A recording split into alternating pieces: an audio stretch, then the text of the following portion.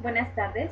El día de hoy vamos a tocar la siguiente etapa del proceso penal acusatorio y oral, surgido con la reforma del 18 de junio del 2008. Esta etapa, como lo mencionamos en la charla anterior, al referirnos a las anteriores, a las otras etapas de investigación e intermedia, esta tercera etapa de juicio es como se ha identificado a la reforma, es como se ha identificado de manera genérica al sistema.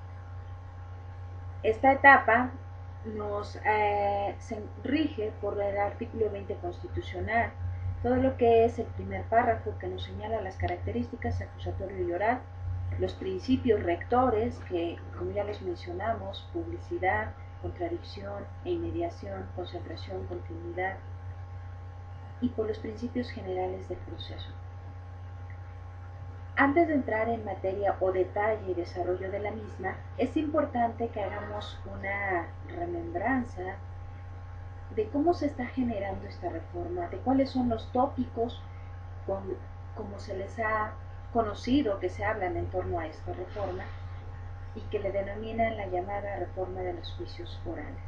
Mal llamada, como se explicará momentos posteriores. Vamos a empezar señalando los antecedentes. Cabe recordar que antes de la reforma nosotros contábamos con un sistema mixto predominantemente inquisitivo, se le denomina.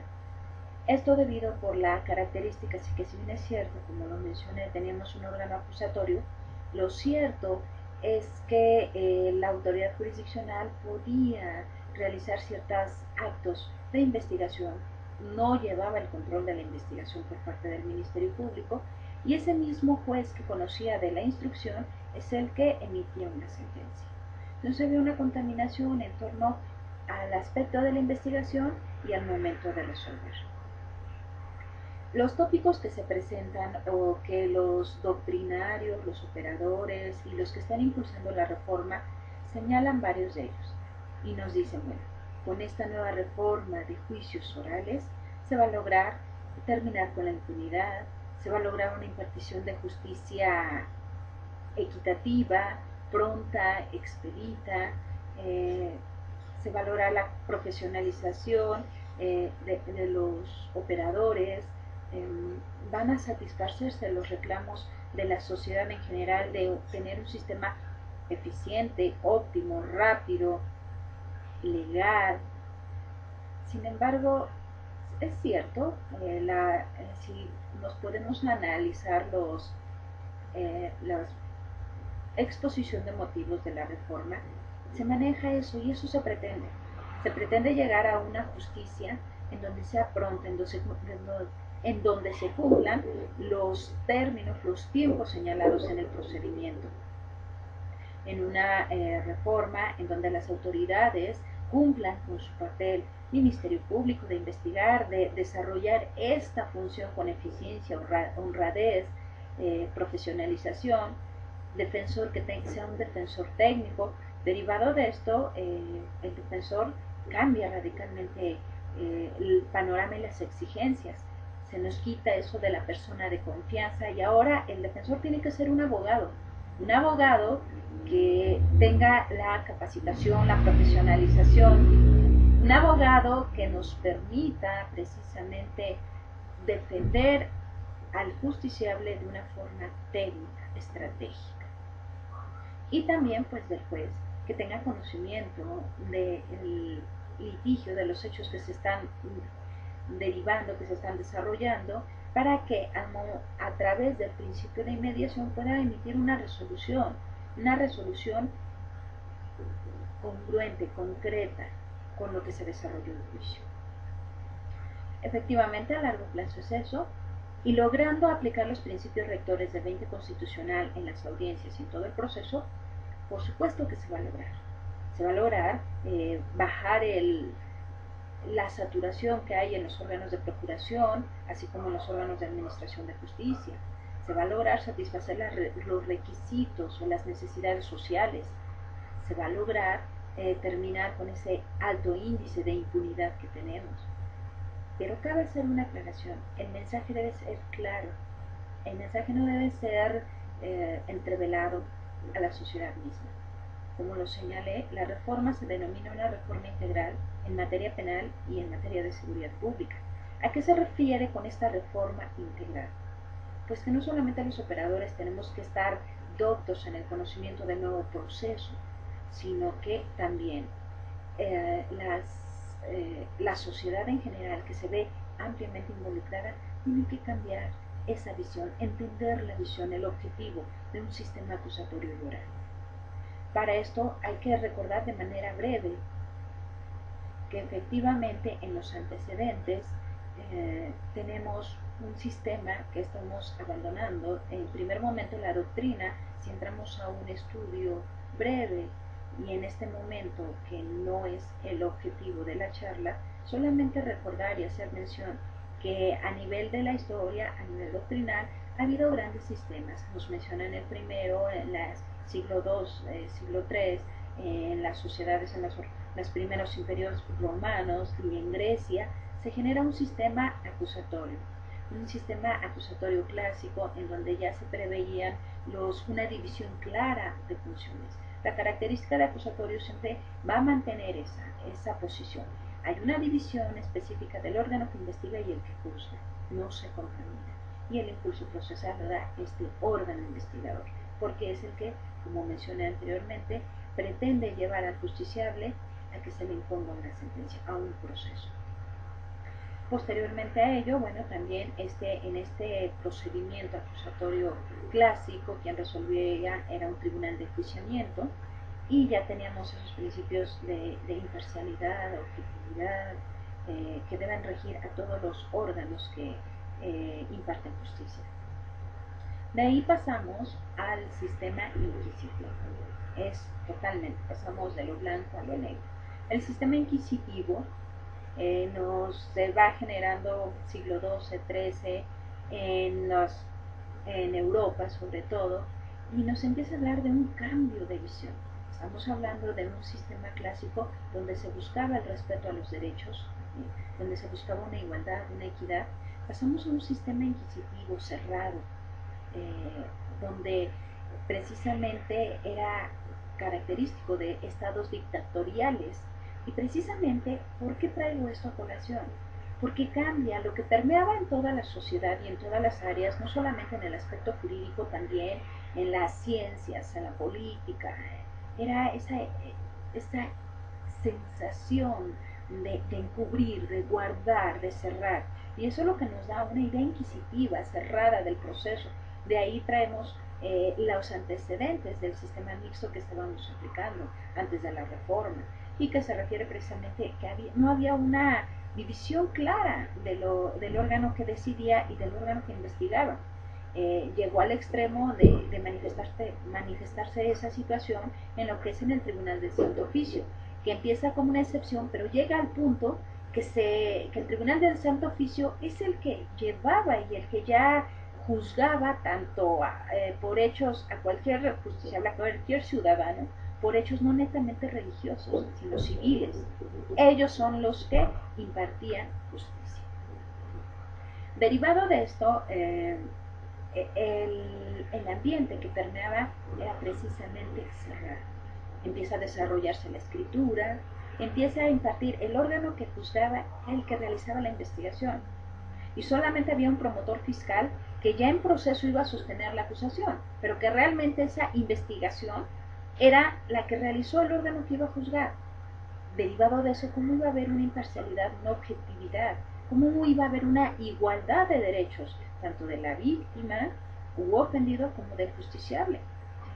Tenemos una de las características era la oficiosidad. Ahí fue cuando surgió. Derivado de esto, la oficiosidad y buscar la verdad histórica de los hechos. Creo que son temas que, bueno, merecen cierta atención. Se llegaba a la verdad histórica de los hechos, realmente se llegaba a percibir bajo este desarrollo, bajo este sistema escritural cerrado, la verdad histórica de los hechos, o solamente era una justificación de los actos de molestia que infringían tanto la autoridad investigadora como el órgano resolutor. Pasamos de esa época inquisitiva, oscura, a una época mixta. Estamos hablando aproximadamente en 1808, Francia, siglo XIX, donde se empieza a generar esa combinación del sistema acusatorio que me da en sociedades democráticas y empezamos a rescatar todo eso. Sí, va a haber dos etapas, una de instrucción que va a ser escrita, investigación e instrucción escrita, y la de juicio oral que le vamos a hacer pública. Y empezamos a retomar lo que es del sistema inquisitivo, nos traemos la oficiosidad, nos traemos la verdad, la búsqueda de esa verdad histórica. Y ese sistema se empieza a desarrollar y tiene su plena expresión en el Código francés de 1809.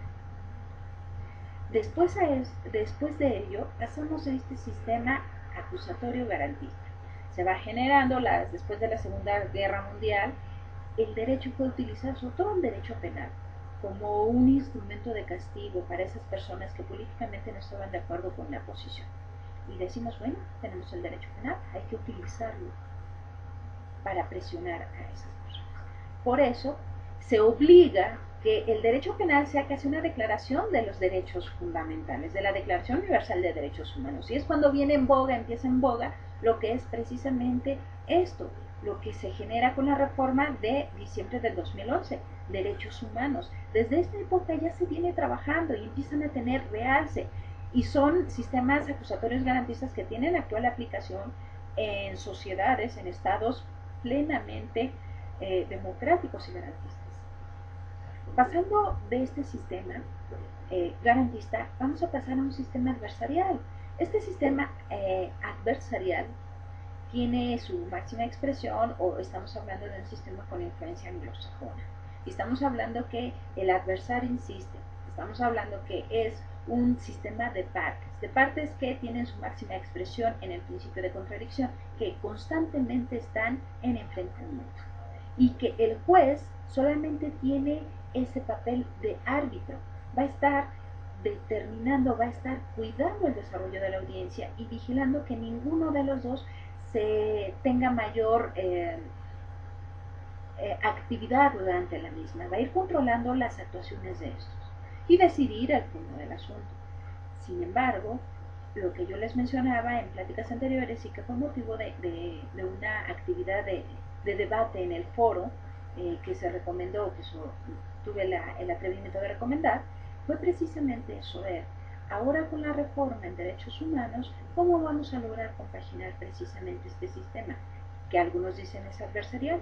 Yo manifiesto, y es una postura particular, que no es adversarial, es un sistema acusatorio y oral derivado del artículo 20 constitucional y con tintes garantistas derivados de la reforma del 11 de diciembre del 2011. Una vez que pasamos a esto, es importante retomar esos tópicos después de que vemos la necesidad que nos está hablando la reforma de cambiar nuestra forma de pensar, de cambiar el paradigma, de cambiar la forma de pensar, no solamente de pensar y actuar de los operadores, sino de la sociedad en general. La sociedad se ve ampliamente involucrada y para que la sociedad se vea satisfecha con este nuevo sistema debe entender qué nuevas reglas, qué nuevos principios, qué beneficios, qué problemáticas tiene este sistema. Entonces, este cambio se va a dar y efectivamente está pensado para que este sistema cumpla con todas esas expectativas. Sin embargo, estamos hablando que el cambio es paulatino. No esperemos que la reforma se dé, que el cambio y los resultados los observemos en el 2016. Estamos hablando que la reforma nos dio una vacatio legis de 8 años y a la fecha si nos ponemos a hacer un análisis, un estudio de todos los estados que ya implementaron, al menos de manera parcial, el sistema, estamos hablando de 22 tal vez, y estoy exagerando. Ahora con la expedición del Código Nacional esto se ha acelerado y algunos estados, entre ellos Durango, entre ellos Quintana Roo, han determinado precisamente ya implementar el Código Nacional. Pero aún así, a 2 años es un tanto complejo. Considero que posiblemente cumpliremos la meta de que todos estén aplicando el sistema a marchas forzadas, pero para esto se necesita precisamente profesionalización, capacitación, una decisión política, la participación de todos en conjunto, porque es una reforma integral. Una vez sentadas estas bases, de ahí cabe la aclaración. Este sistema no es el sistema de juicios orales. El juicio oral, como ya los que estamos involucrados en esta reforma, que ya vamos un poquito más avanzados en el conocimiento, los que ya están más avanzados, pueden percatarse que no es el sistema de la audiencia de juicio oral, que previo a ello, y como lo explicamos en la clase anterior, hay audiencias preliminares de suma importancia, y para eso igual nos están determinando un proceso, un camino para llegar hasta juicio oral. La etapa de investigación es fundamental. Si nosotros no realizamos investigaciones científicas de calidad, donde con toda la minuciosidad técnica, no nos va a servir de soporte para que ese hecho presumiblemente constitutivo de delito pueda pasar el filtro de la intermedia, donde lo ofertemos como medio de prueba y pueda llegar a ser ofertado como prueba en juicio oral y desahogado, para que nos sirva de sustento en sentencia de juicio oral. Entonces, es todo un camino, un proceso, y para ello se requiere establecer esa diferencia. No es la etapa de juicio oral, de hecho se busca que el mínimo de los asuntos lleguen a la etapa de juicio oral. Se busca que la gran mayoría de situaciones de índole penal se resuelvan en las primeras etapas, en la primera etapa de investigación, a través de los medios alternos, que serán materia de la siguiente charla. Pero estos medios alternos van acompañados. No podemos desgajar los elementos de esta reforma. No podemos decir, aquí priva nada más la investigación, aquí voy a ofrecer medios de prueba y aquí los voy a desahogar. Sí, pero para que yo desahogue medios de prueba que me puedan dar un sustento a mi teoría del caso y que pueda lograr la convicción del órgano que resuelve, necesito haber ofertado adecuadamente esos medios de prueba. Necesito haber cumplido con el procedimiento. Y para que se genere eso, también necesito haber trabajado una etapa de investigación con el máximo rigor científico. Eso va entrelazado. Y para que funcione precisamente esta reforma, están los medios alternos. Y los medios alternos buscan que efectivamente en estas etapas se despresurice, se puedan resolver las situaciones sin necesario de mover la maquinaria judicial que nos trae un desfogue de recursos humanos, de recursos materiales y de tiempo. Pero para esto necesitamos entenderlo la sociedad. Que el imputado, la víctima pueda, u ofendido, pueda entender que hay otros medios alternos a los cuales se les, como obligación está, para acceder a estos beneficios, la reparación del daño, que va a obtener una reparación del daño inmediata, pronta, y que se va a hacer justicia en este sentido, ¿sí? Y que no va a letargarse tiempo en un proceso que puede ser largo. Esas son algunas de las situaciones que son importantes tomar en consideración. Una vez ya aclarado que este sistema no es solamente de la etapa de juicio oral, que el artículo 211 de nuestro Código Nacional nos establece precisamente las etapas del proceso y nos habla de la etapa de investigación, de la cual ya hablamos, que se divide en dos etapas o fases, como es la etapa de investigación inicial y complementaria, la etapa intermedia de preparación y depuración de juicio oral, donde vamos a ofrecer y se nos van a admitir las pruebas, va a ser un debate y vamos a depurar los hechos. La etapa intermedia o de preparación del juicio oral o depuración del juicio oral. En esta etapa vamos a tener la oportunidad de ofrecer nuestros medios de prueba y de que nos sean admitidos los medios de prueba y de que se depuren los hechos que van a ser materia de juicio oral. Esta etapa, como se mencionó, va a iniciar con la acusación y va emitida por el Ministerio Público y va a terminar con el auto de apertura a juicio oral que es emitido por el juez de control, en donde se va a citar precisamente el tribunal de enjuiciamiento y la probable o la fecha en que se va a llevar a cabo la audiencia. Y la tercera etapa, la etapa de juicio oral, en donde se van a debatir, en donde sí se van a llegar a dirimir las esencias de la litis, es decir, se va a llegar a una sentencia, en donde el tribunal de enjuiciamiento, en la aplicación integral de los principios rectores del proceso contemplados en el artículo 20 constitucional, que ya lo mencionamos, párrafo primero, características acusatorio y oral, que también tiene que cumplir el tribunal de enjuiciamiento, y los principios rectores, publicidad, es decir, el tribunal de enjuiciamiento va a tener la obligación de estar dirigiendo esta audiencia, contestando las solicitudes de las partes de manera oral, de manera inmediata, de manera pública, donde no solamente las partes, sino el público en general se percate del desarrollo de esta diligencia. Después de ello, vamos a tener el principio de contradicción. En el principio de contradicción se va a dar la posibilidad precisamente de que el juez, el tribunal de enjuiciamiento, en todo momento esté vigilando, esté atento de salvaguardar este principio a las partes. Es decir, si el Ministerio Público está solicitando algo, está haciendo alguna argumentación, o después de que hace una breve reseña de su escrito de acusación, se le va a dar la oportunidad a la defensa para que conteste y haga lo mismo.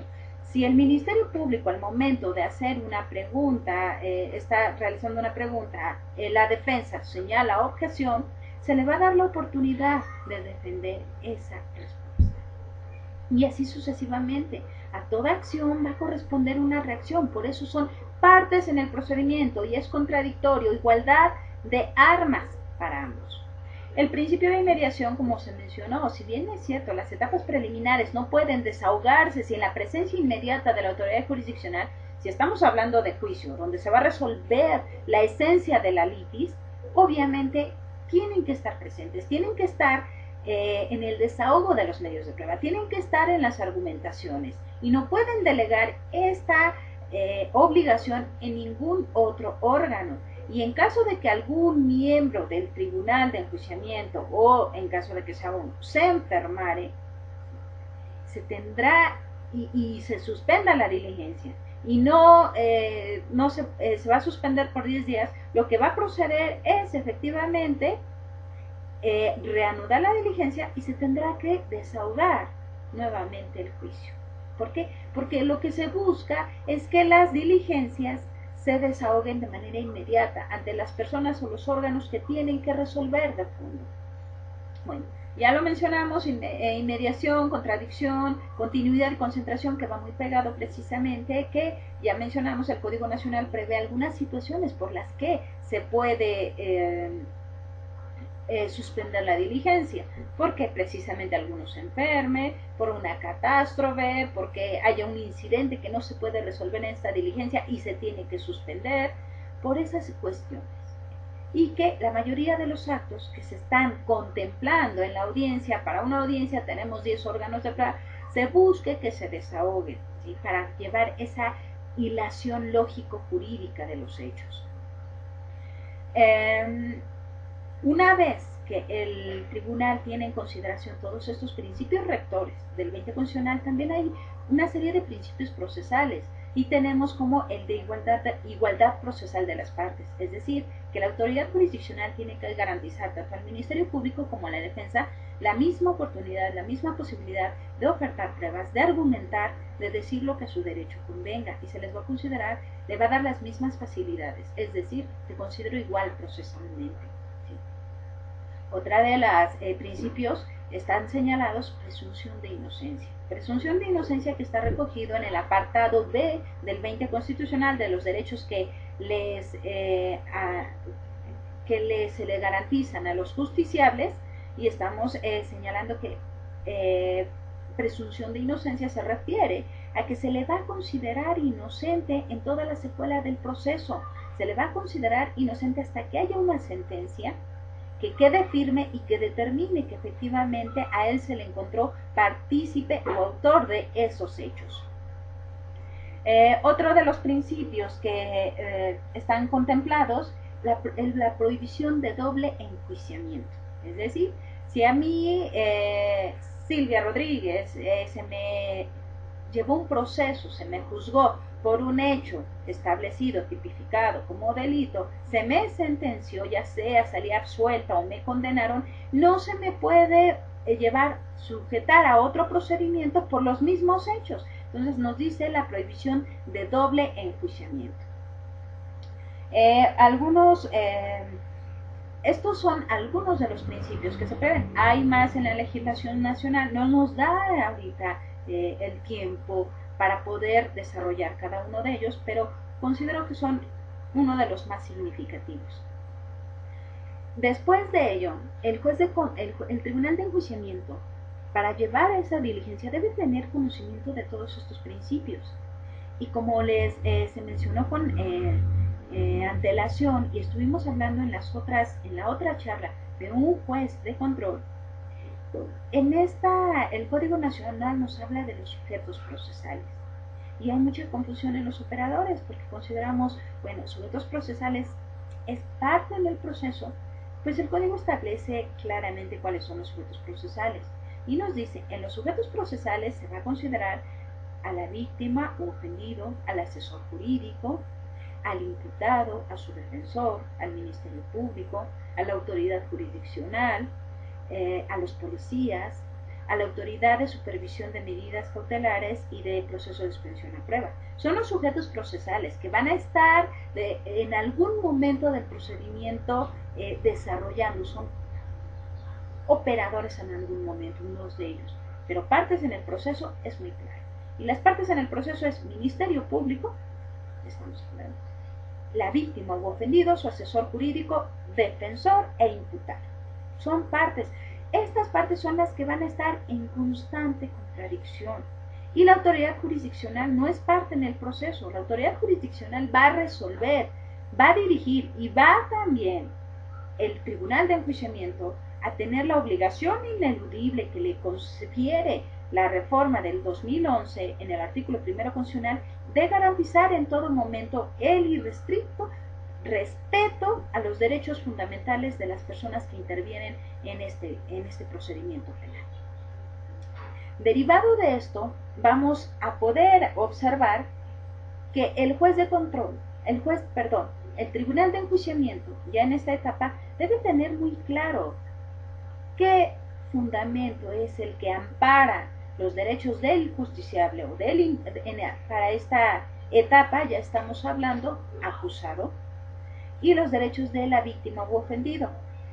Haciendo un poquito mención o entrando un poquito en detalle en esto de las nomenclaturas que se le dan a lo que es el acusado, el Código Nacional, y parece, ya lo mencioné en la charla anterior, nos habla de las primeras etapas desde que está la noticia criminal hasta lo que es antes de la acusación del Ministerio Público, lo denominan como el imputado.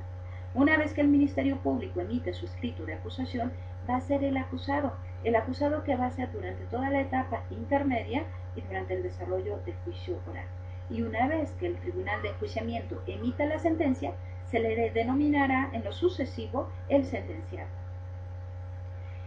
Ya que aclaramos este pequeño detalle o de esta circunstancia de cómo le nombraremos al justiciable,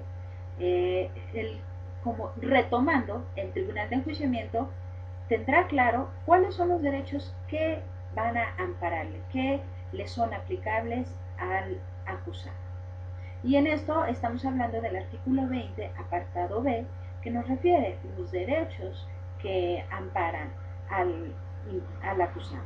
Y estamos hablando primero de que se le presuma su inocencia, que ya lo señalamos, está igual como un principio procesal, es decir, no puede serle durante todo el proceso, desde el momento en que es detenido, al justiciable se le debe considerar como inocente, pero la presunción de inocencia no se habla nada más de manera formal, es decir, bueno, te hago conocimiento que el artículo 20 constitucional, párrafo primero, apartado B, fracción primera, señala que se te presume inocente. Sí, se te presume inocente, pero esa presunción de inocencia va a una exposición material, es decir, la persona que te está atendiendo te tiene que tratar como inocente. No tiene que vulnerar tus derechos, tiene que respetarte tus derechos humanos, tus derechos procesales, porque él no es la autoridad competente para juzgarlos. Y así sucesivamente, cuando llega el justiciable con el Ministerio Público, tiene la obligación de leerle por qué hechos le están imputando, quién lo está acusando, qué derechos le asisten. ¿Sí? Y en el trato ante la autoridad, el juez de control, como se mencionó igual en charlas anteriores, el juez de control tiene la ineludible obligación de hacerle de su conocimiento los hechos que le amparan, los hechos que la Constitución está estipulando en su favor. Y no solamente la Constitución, también nos habla de los tratados internacionales y la ley. Con el Tribunal de Enjuiciamiento no es la excepción. El Tribunal de Enjuiciamiento debe conocer que le asisten todos estos derechos al justiciable, que se le considere inocente, que tiene derecho a declarar o reservarse sin que la decisión de reservarse sea considerada en su contra, que tiene derecho a que se le asista jurídicamente por un abogado, una defensa técnica y adecuada, que tiene derecho a que se le haga de su conocimiento los hechos que le imputan, quién lo acusa, que tiene derecho a poder ofertar todos los órganos o medios de prueba que considere pertinente, que tiene derecho a que se le auxilie en ese ofrecimiento, que tiene derecho a que se le sea juzgado antes de 4 meses si el hecho que se le imputa, la sanción máxima no exceda 2 años o antes de 1 año si excediere de ese tiempo, que tiene derecho a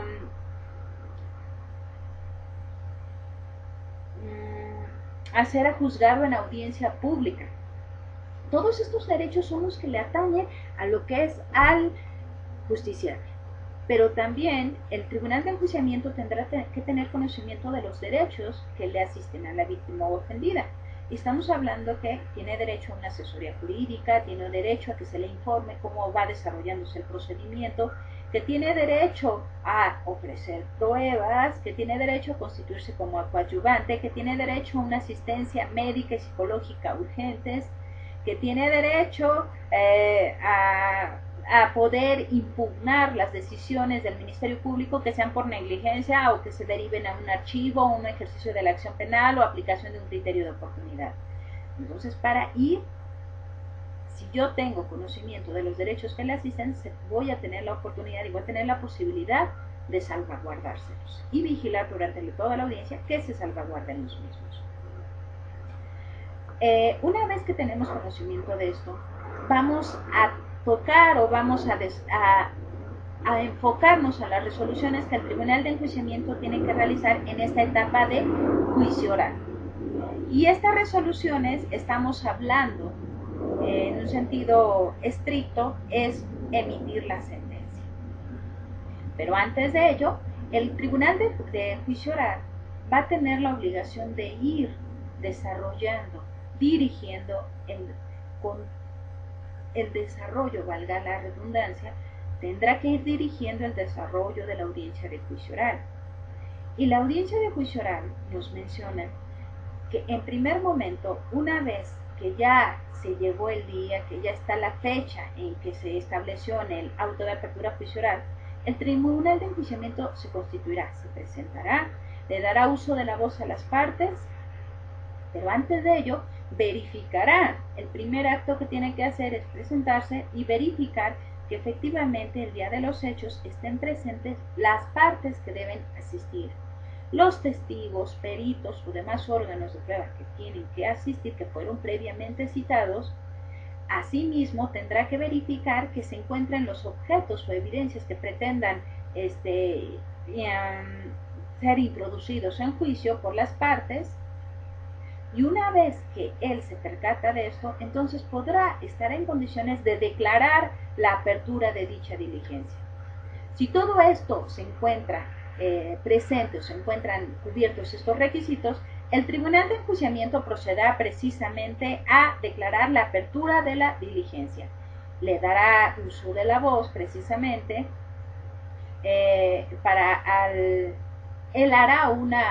antes de dar uso de la voz al Ministerio Público, él dará una breve reseña de lo que es ese auto de apertura a juicio oral, una lectura en donde va a señalar los hechos que están contemplados en ese auto de apertura a juicio oral, los hechos ya depurados y que se pretende van a ser materia de litis durante el juicio oral, los acuerdos probatorios a que llegaron o esos hechos que no van a entrar en contradicción, que ya quedaron establecidos, los datos de prueba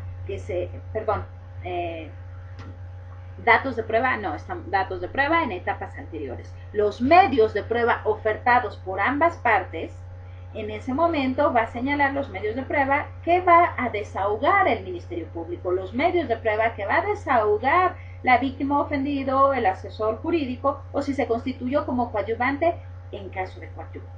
Y los medios de prueba que va a desahogar el defensor. Una vez hecho esto, le dará uso de la voz a las partes para que emitan su alegato de apertura. ¿Y qué es ese alegato de apertura?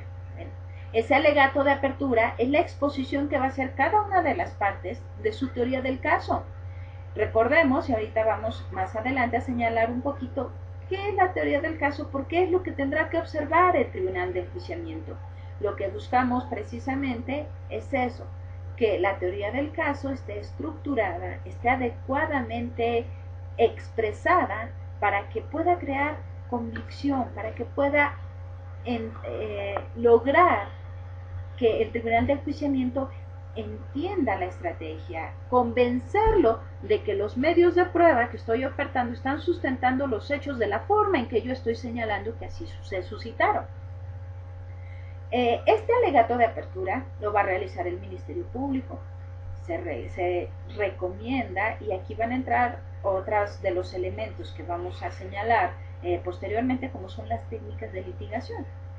Este alegato de apertura, el Ministerio Público va a expresar de manera breve y sucinta el contenido de la acusación, qué es lo que busca, qué es lo que va a presentar al tribunal de enjuiciamiento durante el desarrollo del juicio. Una vez hecho esto, le dará uso de la voz a la víctima u ofendido para que hagan lo mismo. Y enseguida pasará con el defensor. El defensor también se busca que le presente al tribunal, esto es lo que voy a desarrollar. Si mi idea o si mi teoría del caso fue una teoría del caso que va a derivar solamente de tractar la teoría del caso del Ministerio Público, o voy a dar una teoría del caso alterna, donde voy a señalar que los hechos se suscitaron de otra forma y que te estoy ofertando todos los medios de prueba y que se van a desahogar y que te voy a probar que así fue la realidad. Esa es la versión que cada una de las partes va a presentar y esa versión se hace en el alegato de apertura. Es importante que la autoridad jurisdiccional también tenga la sensibilidad de advertir qué postura tienen las partes del proceso, qué posturas va a tener el Ministerio Público. Es importante que el juez de control pueda percatarse de las posturas precisamente de las partes, como lo mencioné, del Ministerio Público, con qué seguridad estoy argumentando, y de la defensa también, qué seguridad tengo de señalarte que los hechos no ocurrieron como argumenta el Ministerio Público, que los hechos ocurrieron de esta forma. El alegato de apertura es una herramienta muy buena si se sabe valorar, si se sabe advertir esos pequeños detalles que son fenomenales, que son de un alto grado de valor para el tribunal de enjuiciamiento, en el sentido de que desde ahí voy a empezar a advertir qué me prometió esta parte y qué lo está cumpliendo, para que al momento que llegue el alegato de clausura vea que efectivamente hubo esa congruencia, pueda valorar que hubo esa congruencia de las partes. Lo mismo pasa con el defensor. Una vez que ambas partes emiten el alegato de apertura, el juez de control procederá lo que es al desahogo de las pruebas. El desahogo de las pruebas, como ya se anunciaron en la lectura que hizo el Tribunal de Enjuiciamiento, en este caso el juez presidente, de las pruebas que se van a pretender desahogar, vamos a iniciar por la del Ministerio Público. Y el Código Nacional nos establece que las partes tendrán la libertad de poder ofertar sus pruebas en el orden que consideren importantes, en el orden que para ellos les sea necesario para acreditar su teoría del caso, que hayan programado, que hayan realizado estratégicamente. Les da esa libertad y van a empezar obviamente primero por los del órgano acusador, el Ministerio Público. Se va a poner a debate el primer órgano de prueba, va a solicitarse Y en esa solicitud, un ejemplo, el Ministerio Público solicita como prueba número 1 la declaración de la víctima, ¿sí?, u ofendido. Se presenta al estrado. Cabe mencionar que previo a este desarrollo de la audiencia se tomaron todas las previsiones necesarias para poder notificar a las personas, a los testigos, a todos sus órganos de prueba que van a estar en audiencia y que se tienen que desarrollar, y que una vez que se llega a la audiencia, la sala de audiencia, aparte, el tribunal tiene que verificar, el juzgado, que haya un área específica donde se pueda concentrar a todos los testigos, a efecto de que no puedan comunicarse entre sí, que no puedan tener conocimiento de lo que se está desarrollando en la audiencia, para que guarden precisamente esa objetividad, esa imparcialidad al momento de emitir su testimonio. Volvemos al ejemplo. El Ministerio Público cita a María Pérez, que es la víctima u ofendida. Es mi primer testigo, la prueba número 1, la declaración. Al momento que se presenta la testigo, el Tribunal de Enjuiciamiento realiza lo que es la protesta. Aquí puede suceder dos cosas. El tribunal señala que previo a ello, antes de que inicie la audiencia, o las previsiones que debe de tomar el Tribunal de Enjuiciamiento, en este caso en voz de su presidente, el juez presidente, tendrá que hacerlas apercibir al público en general y a las partes de las cuestiones que consideren necesarias. Determinar que se encuentran presentes y tomarles protesta. Estas son dos modalidades. Algunos consideran oportuno, a efecto de evitar la pérdida de tiempo en estar protestando de manera individual a cada uno de los testigos, de reunir a todos los testigos antes de que se desarrolle la diligencia y protestarlos. Pueden optar por ambas, cualquiera de las opciones. En caso de que sea de manera personal, una vez que fue solicitada o llamada la testigo para desahogar su testimonio, precisamente, se le va a protestar. Se le protestará y se le hará las advertencias en el sentido de que fue ofertada por el Ministerio Público, que está obligada a contestar las preguntas, que debe de primero escuchar la pregunta que se le hace para enseguida contestarla, que si no lo entiende tiene que referirse al Tribunal de Enjuiciamiento para señalar que no entendió y de esta forma le vuelvan a realizar la pregunta. Que si escucha en el desarrollo del interrogatorio la palabra objeción por la otra contraparte, que es la que está acá y que es el defensor, que debe de guardar silencio, no debe de contestar hasta en tanto el juez resuelva y le dé la orden de contestar. Esas son las previsiones, apercibimientos antes de que inicie. Y a sí mismo se le dará al Ministerio Público el uso de la voz para que realice las preguntas pertinentes. Aquí vamos a aplicar lo que yo les mencionaba ya en el desarrollo de la diligencia, lo que nosotros conocemos como técnicas de litigación. ¿Y qué son las técnicas? Usamos de manera indiscriminada técnicas, las aptitudes, bueno, hablamos de manera como sinónimo las técnicas y las capacidades que tenemos de litigar. Técnicas de litigación, precisamente, nos está hablando de la posibilidad que tenemos de ir desarrollando una cuestión práctica conformada o relacionada con una actitud. Es un trabajo manual más una actitud mental, una capacidad que vamos desarrollando en torno a hacer una cuestión u otra, tal actividad o decir algo. Esa técnica de litigación es nueva para nosotros, no nueva en los sistemas, nueva para el sistema mexicano. ¿Por qué? Porque la principal técnica de investigación es la teoría del caso. Yo lo mencioné con antelación en al desarrollo de la exposición. ¿Qué es la teoría del caso? Si bien es cierto se expresa en primer momento ante el Tribunal de Enjuiciamiento en el alegato de apertura, lo cierto es que la teoría del caso se va desarrollando desde el primer momento que tengo conocimiento de la noticia criminal. Yo, Ministerio Público, al momento que me hacen me hacen en conocimiento un hecho posiblemente constitutivo de delito a través de los medios formales, denuncia, querella, o medios informales, anónimos, medios de comunicación, mantas, etcétera. En ese momento nosotros vamos a empezar a estructurar la versión de qué hecho delictivo se puede concretar. Y derivado de esa previa de esa teoría del caso incipiente, vamos a integrar esa trilogía investigadora para que me recabe datos de prueba, para irla fortaleciendo. Y al final, cuando yo tenga que tomar una resolución para determinar si continúo, si solicito la intervención de la autoridad jurisdiccional, tendré que tomar una decisión. Si no ejercicio de la acción penal, si me voy a un archivo, si me aplico un criterio de oportunidad, yo tendría que determinarlo. ¿Sí? O si ejercito acción penal. Pero para eso es porque ya tuve los elementos, ya se realizaron las pesquisas necesarias y ya a estas alturas yo puedo decir si hay suficientes elementos. Desde ahí ya voy formando mi teoría del caso. Cuando yo decido que si hay suficientes elementos y solicito la audiencia inicial para que el juez de control venga y me califique la legal detención cuando es con detenido y sin detenido para formular imputación, es porque efectivamente ya tengo estructurada una técnica, porque la voy desarrollando. Al momento que se da la etapa de investigación complementaria, cuando se da ese cierre, cuando estoy agotando esos términos y se dan todos esos actos procesales que estamos hablando, desde el control de la legalidad, desde formulación de imputación, declaración del imputado, medidas cautelares y se emite el auto de vinculación.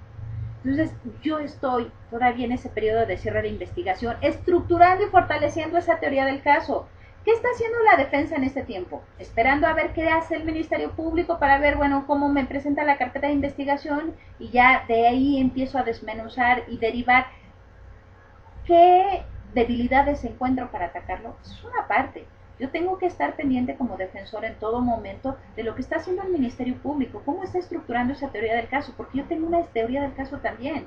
Esa teoría del caso que me va a servir ya sea solamente refutando que el Ministerio Público no acredita la suya o una teoría del caso alterna. ¿Por qué? Porque también ahora tengo la posibilidad de constituirme en investigador en el sentido que puedo ir al lugar de los hechos, que incluso el Código Nacional establece la posibilidad para tomar tomar la entrevista a algún testigo. Entonces yo puedo hacerlo, tomar la entrevista y esa entrevista poderla agregar a la carpeta de investigación y que sea valorada. Entonces ambos estamos fortaleciendo nuestra teoría del caso. Esa es nuestra primera técnica. Es una versión estratégica que cada una de las partes va a ir formando y va a presentar al juez de control. Elementos. Esos elementos van a desarrollarse durante toda la secuela del procedimiento. Elemento fáctico, elemento jurídico, elemento probatorio. Algunos teóricos, algunos doctrinales dicen deben ser en el orden de elemento jurídico, elemento fáctico y elemento probatorio, o viceversa. Yo considero, y eso es una postura personal, que el orden no va a alterar el resultado siempre y cuando sepamos cómo utilizar o entretejer esos tres elementos. Siempre tienen que aparecer, eso es ineludible. Pero la forma en cómo yo los vaya organizando va a depender del objetivo que deseo. Si yo quiero una calificación, si yo estoy en el acto procesal de la calificación de la legal detención, yo lo que voy a hacer es precisamente poner primero el elemento jurídico. ¿Para qué? Para que el juez le quede claro precisamente qué hipótesis estoy manejando, por ejemplo, de la flagrancia. Artículo 16, párrafo quinto, en el primer supuesto, de cuando es detenido el imputado en el momento de estar cometiendo el hecho. Ya quedó claro para el juez de control que ese es el punto. ¿Sí? Enseguida, toda vez que el día 19 de septiembre, siendo aproximadamente las 15 horas, y empiezo a señalar todos los hechos por los que considero se acredita esa hipótesis que le estoy manifestando, para enseguida continuar con los datos de prueba que aparecen en la carpeta y que realicé de esa investigación y que tengo para acreditar. Ahí están mis tres elementos. Se utilizaron de esa forma porque es lo que yo buscaba, esa es mi pretensión. Puedo a lo mejor en una formulación, en una solicitud de vinculación, cambiar y poner primero los elementos fácticos, los datos probatorios que la sustentan y después mi fundamento jurídico, siempre y cuando estén presentes.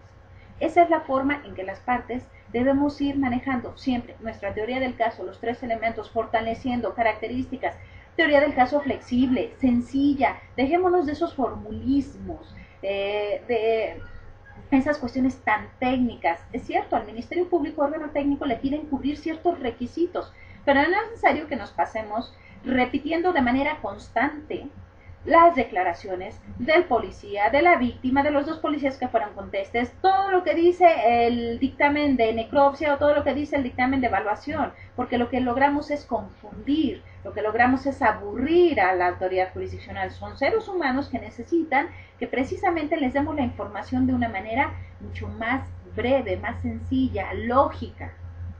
Son características de la teoría del caso. Pues esa teoría del caso y esas técnicas nos van a ir acompañando. ¿Por qué? Porque en las audiencias preliminares, como nos lo dice el artículo 20 constitucional, apartado A, fracción décima, que todos los principios que rigen en este artículo para la audiencia de juicio oral van a ser en audiencias preliminares, pues precisamente son esas técnicas de litigación y van a ser interrogatorio y contrainterrogatorio. Aquí en audiencia de juicio, retomando esta etapa, una vez que se presenta el testigo del Ministerio Público, lo va a interrogar. ¿Cómo nos señala el Código Nacional? ¿O a qué debe de estar atento el juez de control al momento que se lleve a cabo el interrogatorio? Pues debe de estar atento a que el Ministerio Público no le haga, o la parte oferente de la prueba no haga preguntas sugestivas. Están totalmente prohibidas. ¿Por qué? Porque si no, la parte oferente es la que está aportando la información. Y lo que se busca aquí es que el testigo me diga qué sucedió, qué vio, qué alcanzó a percibir y de la forma en que la recuerde. Entonces, el interrogatorio será preferentemente con preguntas abiertas. Puede ser con preguntas cerradas. No se recomienda, pero dependerá de la estrategia de ambas partes y del conocimiento que tengan de las técnicas.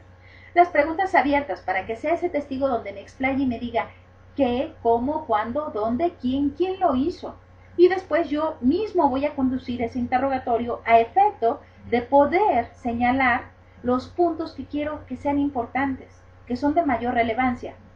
Esto no es privativo del Ministerio Público ni del defensor, y no quiere decir o no trae consigo que el juez de control o el tribunal de enjuiciamiento durante el desarrollo de los interrogatorios esté absorto en otros asuntos. No, tiene que estar atento para ver efectivamente en el momento que el Ministerio Público está realmente a lo mejor haciendo una pregunta impertinente. Objeción, su señoría, que lo diga la defensa. Tienen que estar atento, realmente fue impertinente, motive la objeción. La pregunta es impertinente, no tiene relación con los hechos. Esas intervenciones, esas objeciones, el tribunal de enjuiciamiento tiene que resolverlas en ese momento. El Código Nacional no menciona que haya un recurso en cuanto a esas resoluciones respecto de las objeciones, o de momento, pero a lo que voy con ello es que el tribunal debe estar atento en cada momento, y más si está constituido por 3 jueces, tiene la posibilidad de estar corroborándose qué está sucediendo, qué está pasando. Una vez que se desarrolla este interrogatorio, tiene la posibilidad la otra parte, mientras el Ministerio Público está desarrollando el interrogatorio con su testigo, el defensor está atento, el defensor está viendo qué es lo que señala el testigo. Pero para eso, como yo tengo una teoría de caso ya estratégica y ya estudié lo que en declaraciones previas o en entrevistas previas ese testigo tenía que decir, entonces yo ya estuve observando qué preguntas le puedo realizar, qué preguntas puedo realizar en un contrainterrogatorio. El contrainterrogatorio, ¿qué se busca? En el contrainterrogatorio lo que se busca, quien lo realiza en primer momento, es la contraparte. Si el Ministerio Público ofertó esta pregunta, la contraparte va a realizar el contrainterrogatorio. Pero no es una repetición, y ahí es importante ver, las técnicas son muy finas, y el juez igual debe tener conocimiento precisamente de cuáles son las técnicas, si se están haciendo bien o no. El contrainterrogatorio se permiten todas las preguntas. ¿Sí? Va a depender de la estrategia y del conocimiento de cada uno de los litigantes. En ese contrainterrogatorio lo que voy a buscar es no repetir lo que ya está mencionando. Obviamente, perdón, en cuanto a todas las preguntas, bueno, no se permiten las preguntas que traten de coaccionar al testigo, que traten o traten asuntos que fueron declarados nulos, o que están violentando derechos humanos, que son capciosas, que son impertinentes. Todo eso debemos de tener cuidado. Para ello debe estar atento al juez de control, pero también las partes, porque aquí no solamente hay un control por parte de la autoridad jurisdiccional, sino tenemos un control horizontal. Y a mi defensor me va a estar controlando también el Ministerio Público. Y yo, defensora, voy a estar controlando al Ministerio Público. Entonces vamos a estar en ese control horizontal, más el control que ejerza el juez o el tribunal de enjuiciamiento, necesariamente. En el contrainterrogatorio, ¿qué busca la otra parte? Bueno, yo como contraparte lo que busco es restarle credibilidad, ya sea al testigo en cuanto a la parte de la acreditación, que no es una persona adecuada, digna de fe, para que el tribunal de enjuiciamiento le crea lo que está viniendo a señalar. Para esto voy a hacer evidente contradicciones que pude advertir en el desarrollo de la misma. O también voy a tratar de desvirtuar, si no al testigo, al testimonio. Y para eso se necesita tener muy claro qué es lo que busco con mi contrainterrogatorio. Aquí el juez de control tiene que verificar efectivamente que no esté haciendo preguntas tendientes solamente a dilatar el proceso, sino preguntas concretas, claras en ese sentido. Esta es la dinámica que se presenta. Otra de las situaciones o la oportunidad que tenemos en este desarrollo de las diligencias es el uso de estas técnicas de investigación y que el Código Nacional las señala como son acciones previas, leer actuaciones previas, leerlas de manera íntegra o no. Esta situación pasa, o ahora lo acota más el Código Nacional, porque cuando empieza a implementarse el Código, el sistema penal acusatorio, en algunas entidades, lo que pasaba o solía suceder era que precisamente el Ministerio Público aportaba todas las actuaciones que estaban contempladas en la carpeta de investigación y luego pretendía leerlas y cuando estaba interrogando yo le quería leer de manera íntegra lo que estaba contenido allí. Entonces estábamos desvirtuando el objetivo del proceso, que sea que el tribunal, o estamos desvirtuando o violentando el principio de inmediación, que el tribunal de enjuiciamiento, que es el que va a resolver, advierta de manera inmediata en el desahogo de las pruebas o de los medios de prueba lo que él tiene que venir a decir. Entonces ahora el código nos pone limitantes y nos dice solamente se va a permitir la lectura de declaraciones previas solamente para apoyar memoria, para evidenciar o superar contradicciones o para solicitar ciertas aclaraciones. Esas son las únicas oportunidades que tenemos.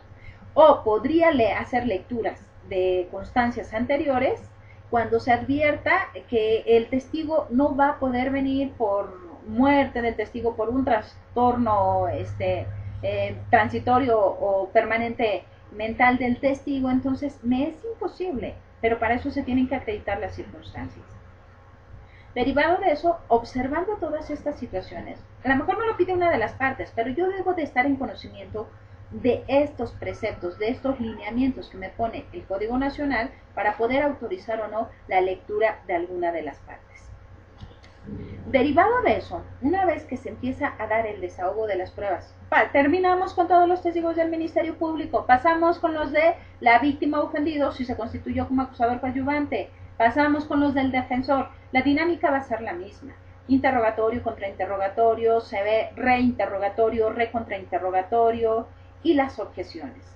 El interrogatorio le precede a la contraparte del contrainterrogatorio.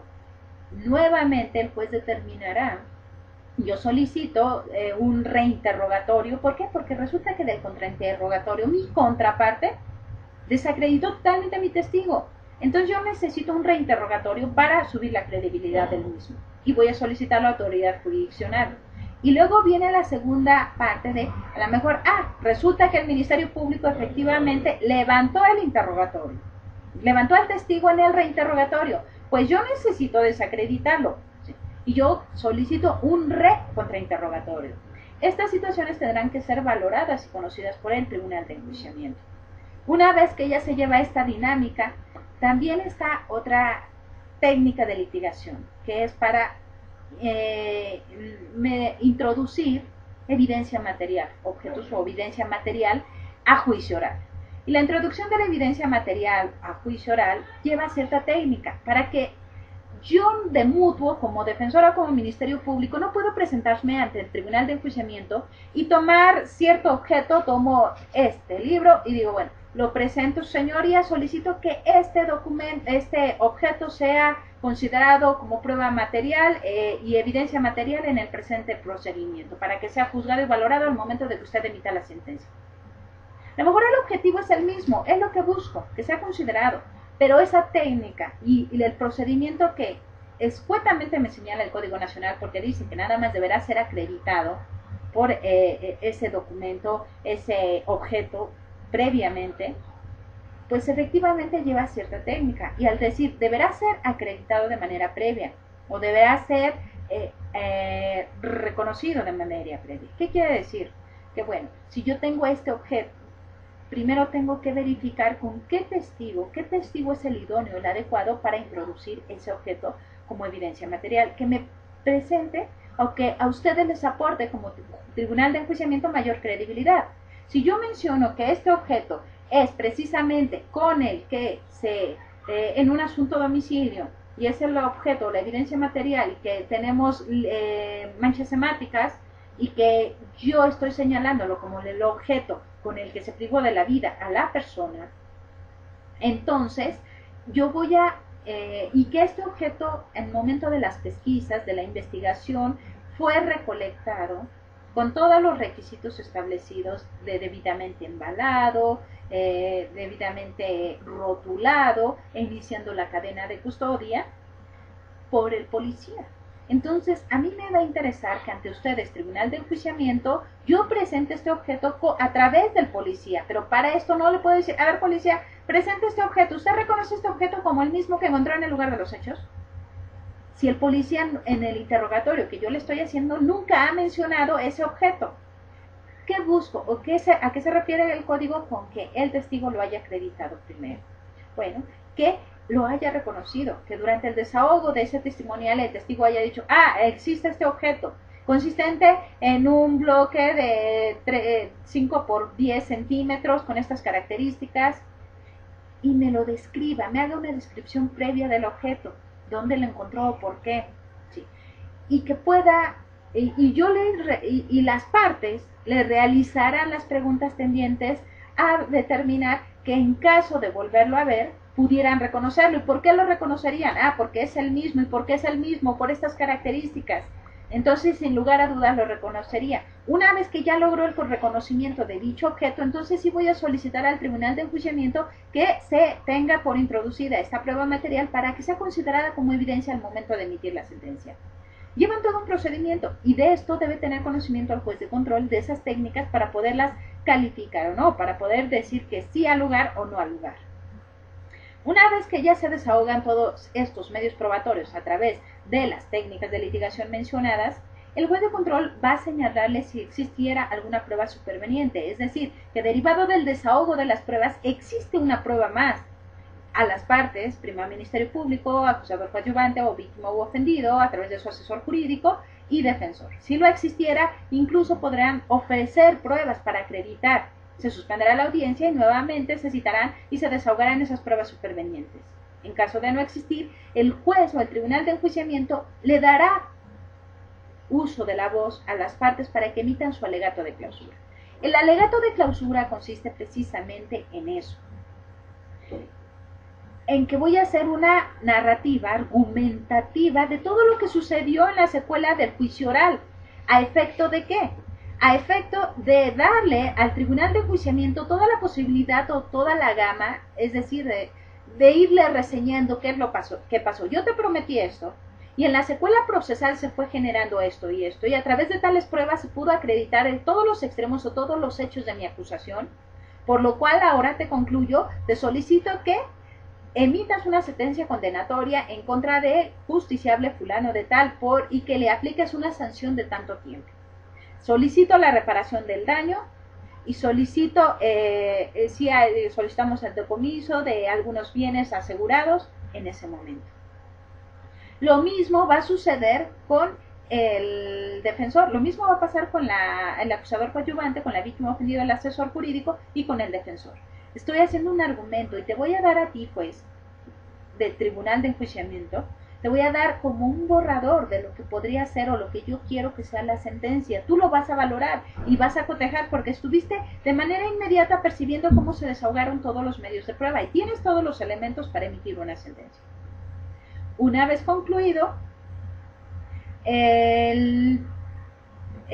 los alegatos, el Tribunal de Enjuiciamiento procederá a lo que es el fallo. Procederá, decretará un receso, el receso no puede ser mayor de 24 horas, y emitirá precisamente su fallo, y dirá si es culpable o es absuelto. Esa es la exposición, y motivará y fundará, hará una síntesis de los hechos, y motivará por qué es culpable y por qué considera que es inocente, nada más, para que después, en un lapso de 5 días, cite a una lectura de sentencia. El artículo 16, el artículo 17 constitucional nos menciona en alguno de sus párrafos que las sentencias deberán ser expresadas o explicadas por el tribunal de enjuiciamiento de manera verbal u oral. Eso es lo que va a hacer en esa audiencia de lectura de sentencia, y ahí explicará. Es claro, aquí se menciona, la sentencia, hay que tener mucho cuidado, debe haber un principio de congruencia entre la sentencia que emite al momento y la sentencia que es escrita, no puede rebasar. Una vez que lo hicimos, que se da el fallo, y en caso de que sea de condena, bueno, se emitirá la lectura de sentencia y se citará para audiencia de individualización de sanciones. En la audiencia de individualización de sanciones habrá pruebas que se desahoguen, y ahí incluso se desahogarán pruebas precisamente para acreditar eso, para acreditar qué sanción consideramos que se le debe aplicar al imputado. Para eso debemos de tomar ciertos parámetros. Debemos tomar el grado de conclusión del hecho punible, si fue en grado tentado, si se consumó, el grado, la forma en que se cometió, si fue a través de dolo, fue culpa, y el grado de participación, si fui autor o fue partícipe. También tendré que tener en consideración otras características del imputado, en este caso sentenciado, volviendo a las nomenclaturas del imputado. Tendré que señalar esas cuestiones del sentenciado. ¿Por qué considero que es asequible tal sanción? Si tiene derecho a sustitutivos penales o no. Y en esta audiencia es una audiencia donde se van a desahogar pruebas, donde también va a haber la audiencia de individualización de sanciones, donde también va a haber un alegato de apertura por parte del Ministerio Público, uno alegato de apertura por parte de la defensa, del acusador coadyuvante, si lo hay, o de la víctima a través de su asesor. Van a desahogarse las pruebas que se tengan para la individualización de la sanción, y va a llegarse a un alegato de clausura por ambas partes y a una resolución por parte de la autoridad jurisdiccional para que individualice las sanciones. Y ahí va a determinar en cuánto asciende la reparación del daño, y si se va a determinar el decomiso, ¿no?, de los bienes solicitados por el Ministerio Público. A grosso modo, es todo lo que abarca esta etapa de juicio oral. Es una etapa, en verdad, considero riquísima, que hay mucho que conocer, porque aquí están en su máxima expresión las técnicas de litigación, pero vuelvo a repetir, no es la etapa única. Ni se busca, y el objeto de este sistema no es llegar a esa etapa. Lo que buscamos y que abordaremos en la siguiente charla es despresurizar y evitar en la medida de lo posible llegar a esta etapa, que solamente los asuntos de alto impacto, solamente los asuntos verdaderamente graves que lo ameriten, se vayan a juicio oral, pero que utilicemos esos medios alternos, que no sean letra muerta. Utilicemos ese acuerdo reparatorio, ese proceso de suspensión a prueba, esa mediación, conciliación que señala, en este caso el Código Nacional solamente establece mediación, y estaremos atentos a lo de la ley de medios alternos, la ley nacional, a efecto de despresurizar, que el Ministerio Público pueda aplicar también los criterios de oportunidad que sean viables, que hablemos también de una acción penal privada, que le demos más posibilidades. El procedimiento abreviado, en la experiencia personal, he visto que es muy utilizado, y con los nuevos como viene estipulado en el Código Nacional, los nuevos parámetros, creo que va a ser muy explotado, va a ser muy solicitado por las partes. Ahí hay cierta divergencia, si es violatorio o no del principio de legalidad, ya lo veremos. Por el momento y por mi parte es todo relativo a esta charla. Espero que nuevamente los contenidos sean adecuados y de provecho, y nos estaremos viendo en la próxima charla que hablaremos de medios alternos, del procedimiento abreviado y del procedimiento para imputarse. Muchas gracias. Buenas tardes.